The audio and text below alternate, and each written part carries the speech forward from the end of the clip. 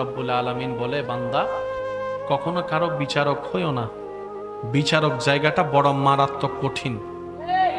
যদি ন্যায় বিচারের মধ্যে ন্যায় বিচার করতে না পারো কোরআন সুন্নাহ মোতাবেক, কাল হাসরের ময়দানে সেটার জন্য তোমাকে ধরাও পাকড়াও করা হবে। সেজন্য বিচারক হতে যেন না। সবসময় নিজেকে বলবেন আমি আসামি। সবসময় নিজেকে বলবেন কি? আমি আসামি, আমি আসামি। আসামি সবসময় মাথা কি করে রাখে? জোরে বলেন, আসামি সবসময় মাথা কি করে রাখে? চোখ কি করে রাখে? আওয়াজ কি করে রাখে? নিচু করে রাখে।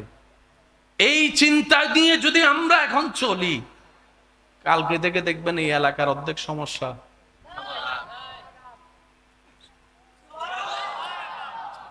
এখানে আমরা অনেকে আছি না, একটা বদ অভ্যাস, কারো কোনো গোপন কিছু দেখলে শুনলে পাইলে যতক্ষণ 10 জনকে বলতে না পারবো পেটের ভাত হজম হয় না। এই কাজ আল্লাহ পছন্দ করে না। এটা বলেন, সবার জীবনে দোষ আছে না নাই? আপনার দোষের খবর যদি অন্য কেউ জানে আপনার কেমন লাগবে? এই খারাপ লাগাটা আপনার অন্যের ব্যাপারে আনতে হবে। সেজন্য নবীজি কি বলেছেন? নিজের জন্য যা পছন্দ করো অপরের জন্য সেটাই পছন্দ করিও। সুবহানাল্লাহ। এই একটা হাদিস সারা পৃথিবীকে শান্তি করার জন্য যথেষ্ট। নবী রাহমাতুল লিল আলামিনের ফরমান, হে আমার উম্মত, নিজের জন্য যা পছন্দ করো অপরের জন্য তাই পছন্দ করিও। নিজের জন্য যেটা পছন্দ করো না, অপরের জন্য সেটাও তুমি আশা করিও না, পছন্দ করিও না। অর্থাৎ তুমি যদি চাও তোমার দোষ গোপন থাকুক, তুমি অন্যের দোষ গোপন রেখে তাকে ইজ্জতে থাকার ব্যবস্থা করে দাও। সুবহানাল্লাহ। তুমি যদি চাও অভাবে কেউ তোমাকে খাবার দিক, তুমি আজকে সচ্ছলতায় অন্যকে খাবার দেবার ব্যবস্থা করো। ওই বান্দার রব তোমাকে খাওয়ার ব্যবস্থা করে দিবে। বলেন না সুবহানাল্লাহ। এক কথায় তুমি রবকে খুশি করার নিয়তে রবের সৃষ্টিকে শান্তিতে রাখার চেষ্টা করো। রব্বুল আলামিন খুশি হয়ে তোমার জীবনে শান্তির ব্যবস্থা করে দিবে। সবকিছুর সমাধান ইসলামে আছে না নাই? ইসলামের কাছে যাই নাই, দ্বারস্থ হই নাই, প্রশ্ন করি নাই, শিখতে চাই নাই, নিতে চাই নাই। দোষ আমাদের। সবাই একটু বলেন দোষ। সবাই মিলে বললে আমি খুশি হব। দোষ, দোষ। অথচ আল্লাহ আমাদেরকে নিয়ামতের উপর বড় নিয়ামত দান করেছেন। নবী রাহমাতুল লিল আলামিন, লাকাদ মান্নাল্লাহু আলাল মুমিনিনা ইয বাআসা ফীহিম রাসূলা বলে আল্লাহ উত্তমের চাইতে উত্তম, শ্রেষ্ঠর চাইতে শ্রেষ্ঠ ইমামুল আম্বিয়া রাসূলে পাক সাল্লাল্লাহু আলাইহি ওয়াসাল্লামকে আমাদের নবী হিসেবে আল্লাহ দান করে দিয়েছে। যে নবীর সম্পর্কে আল্লাহর এই ফরমান, উসওয়াতুন হাসানা, পৃথিবীতে আর কেউ নাই, আমার নবী মুস্তাফা রাহমাতুল লিল আলামিন। সুবহানাল্লাহ। আর একটু জোরে বলেন না সুবহানাল্লাহ। নবীর চরিত্রের মতো এমন চরিত্রওয়ালা পৃথিবীতে কেউ নাই। নবীর চেহারার মতো সৌন্দর্যওয়ালা সৃষ্টি জগতে কেউ নাই। লাম ইয়াতি নাজিরু কাফি নাজারিন মিসলে তু না শুদ পায়দা জানা। নবীর আওয়াজের মতো এত সুন্দর মিষ্টি আওয়াজ সৃষ্টি জগতে কারো নাই। নবীর হাসি মোবারকের মতো মিষ্টি হাসি পৃথিবীতে আর কারো নাই। এক কথায় সর্বদিকে অনন্য আপনার আমার নবীকে আল্লাহ বানিয়ে দিয়েছেন। সুবহানাল্লাহ। সেই নবীকে একদিন এক দুশমনে আঘাত করেছে। রাগে ক্ষোভে নবীর গালে আঘাত করেছে, নবীর শরীর মোবারকে আঘাত করেছে, গাল মোবারকে আঘাত করেছে। আর আপনার আমার নবী উল্টা তাকে গিয়ে জিজ্ঞেস করছে, আপনি হাতে ব্যথা পান নাই তো? আপনি হাতে আমাকে যে আঘাত করেছেন, মেরেছেন, আপনি হাতে ব্যথা পান নাই তো?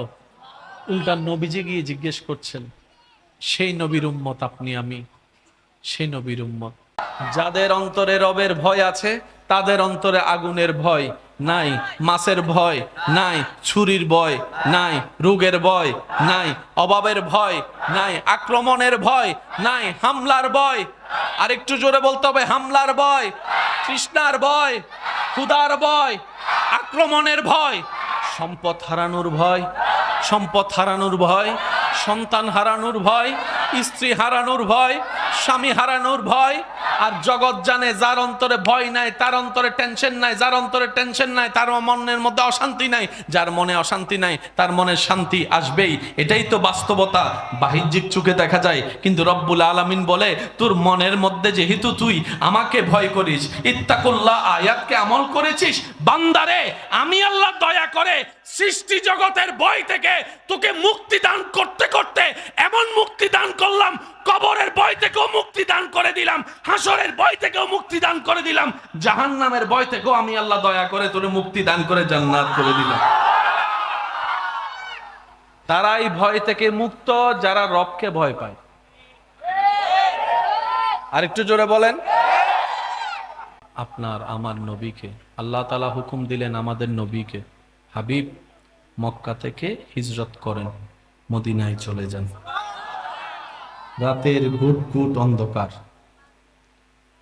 ইমামুল আম্বিয়া, রাহাতাল আশিকিন, শফিউল মুজনবিন, গুনাহগার উম্মতের কান্ডারি নবী, আল্লাহর হাবিব নবী রাহমাতুল্লিল আলামিন, সাথে আছেন সিদ্দিকে আকবর।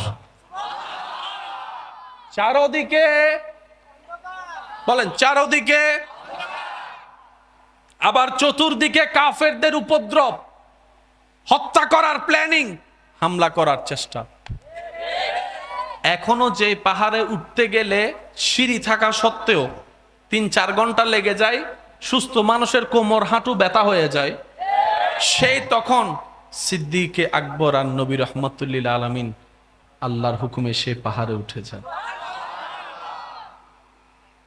চেহারায় কোনো পেরেশানি, একটু জোরে বলি, চেহারায় কোনো ভয়, খাবার কোনো টেনশন, হামলার কোনো ভয়। জগৎ বলে ও সিদ্দিক আকবর, এত বড় জিম্মাদারি নিয়ে আপনি একা পথ চললেন, রাহমাতুল্লিল আলামিনকে সাথে নিয়ে ওনার খেদমতে গোলামির মধ্যে দিয়ে যাচ্ছেন আপনি, এত বড় জিম্মাদারি কি আজকে কিছু হলে তো আপনাকে জবাবদিহি করতে হবে।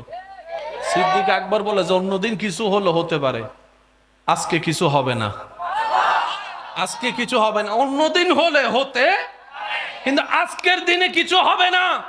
ও সিদ্দিক আকবর কেন? বলে যে রব্বুল আলামিন নবীকে ওহী নাজিল করে দিয়েছেন হিজরত করে মদিনায় যাওয়ার জন্য, যতক্ষণ মদিনায় যাওয়া হবে না ততক্ষণ কিচ্ছু হবে না, জানা হয়ে গেছে। তাওয়াক্কুল, ঈমান। সেই আল্লাহ বলছেন আপনাকে, আমাকে, আমাদের সবাইকে, বান্দা প্রতিটা সৃষ্টির রিজিকের দায়িত্ব আমি আল্লাহর। আর একটু জোর হবে। সে আল্লাহ বলছেন, হে আমার বান্দা, তোদের রিজিকের দায়িত্ব আমি আল্লাহর, এটা আমি নিয়েছি, আমি রাখছি আমার হাতে, সুতরাং তুই টেনশন করার কোনো দরকার। এই বুঝটা যদি আমরা বুঝে ফেলতাম, আজকে 2 নম্বরই করার প্রয়োজন হতো না। একটু জোরে বলেন না। এই বিশ্বাসটা যদি একবার মনে বসাই ফেলতে পারতাম, আর আমি খাবার নিয়ে চিন্তা করছি কেন, কালকের খাবার নিয়ে, আমার রব তো সেই রব, মায়ের পেটে পানির ভিতরেও আমার রব আমাকে খাওয়াইয়েছেন। আমার রব আছে তো, জোরে জোরে জোরে সবাই মিলে বলেন, রব আছে, রব আছে, দিতে পারে, দিতে পারে। এই তাওয়াক্কুলটা যদি আমরা করতে পারি, আল্লাহ আছে তো। আল্লাহ পাক বলে যে আমার বান্দা যেহেতু বলছে আমি আসি, আমি তার বিশ্বাস ভাঙতে দিব না, বিশ্বাস দুর্বল হতে দিব না। আমি আল্লাহ তাকে প্রতিটা মুহূর্তে মুহূর্তে আমি রবের দয়া যে তার সাথে রেখেছি সেটা আমি বুঝাই দিয়েই দিব। সুবহান। কম বেশি সবার জীবনে হঠাৎ করে টাকার প্রয়োজন হয়েছে কি হয় নাই? সে তারিখ, সে সন, সেবার কি এখন আছে? সমস্যাটা আছে কোনো না কোনো ভাবে, কিন্তু আল্লাহ ব্যবস্থা ঠিকই করে দিয়েছিল। আজকে একটা কথা মাথায় রাখবেন, আমি সবার উদ্দেশ্যে বলছি, আল্লাহ সবাইকে দেন, কোনো সন্দেহ নাই, সবাইকে দেন, কিন্তু মাঝখানে একটু সময় পরীক্ষা করে দেন। কিন্তু আল্লাহ শুধু দেখতে চাই কে হতাশ না হয়ে আমার রহমতের দিকে তাকাই থাকে? আমি দিয়েছি তখন তো পেট ভরে খাইছে, দেখি আমি না দিলে আমার বান্দা কি করে। আল্লাহ দেখতে চাই পাওয়ার পরে আলহামদুলিল্লাহ বলনে ওয়ালা কে কে, না পাওয়ার পরও আলহামদুলিল্লাহ বলে, আল্লাহ তাদের চেহারা দেখতে চায়। আল্লাহ দেখতে চায় কোন কোন বান্দা আল্লাহর হুকুমের অপেক্ষা করে ধৈর্য ধরে বসে থাকে, আল্লাহ তাদেরকে দেখতে চাই। দেয় কিন্তু আল্লাহ। এই পর্যন্ত আপনাদের যত জীবনে অভাব হয়েছে, প্রবলেম হয়েছে, একটু খেয়াল করে দেখেন, ওই প্রবলেমটা কোনো না কোনোভাবে আল্লাহ সফল করে দিয়েছেন, সমাধান করে দিয়েছেন, টাকার ব্যবস্থা করে দিয়েছেন। রব বলে যে আমি আছি তো। সুবহানাল্লাহ, একটু জোরে। রব বলে যে আমি আছি তো বান্দা, তোর টেনশন করস কেন? তো টেনশন কাদের হয় জানেন? যাদের সাথে রবের কানেকশনটা মজবুত হতে পারে নাই আমাদের, তাদের আমাদের টেনশন হয়। যাদের সম্পর্কটা রবের রহমতের সাথে শক্তপোক্তভাবে জোড়া লেগে গিয়েছে, আগুনের সামনের থেকেও তারা মুস্কি হাসি হাসতে জেনেছে। সুবহানাল্লাহ। টেনশন বলতে কোনো শব্দ ওনাদের।